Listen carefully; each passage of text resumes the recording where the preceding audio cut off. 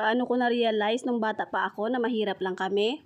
Yung magtatakip silim, lampara yung sinisindihan namin imbes na bumbilya. Yung iisang itlog ng manok, hahatiin pa namin ng ate ko para pambaon sa eskwela. Yung kapag nag-uulam kami ng sardinas, sinasabi ko na kahit yun lang ang ulam ko habang buhay ay hindi ako magsasawa. Yung tuwing recess ay tulak-tulak ako ng ate ko para mangutang ng tig-pisong tinapay sa tindahan. Yung nagsasawa ka ng kumain ng kamuting kahoy at kung ano-ano pang lamang ugat na makikita sa kagubatan. Yung maglalakad ka ng 2 bundok para makapanood lang ng telebisyon. At yung kahit na panis na ang salad or kahit anong tinapay ibibigay sa inyo, kakainin nyo pa rin. At yung kahit na hating gabi ay lalabas ka pa rin papunta sa kagubatan para magbawas. Ang daming relate dito, alam ko. Kaya maging thankful talaga tayo sa lahat ng mga blessings na dumadating sa atin. Hindi man tayo yumaman pero at least hindi na natin naranasan yung hirap talaga noon.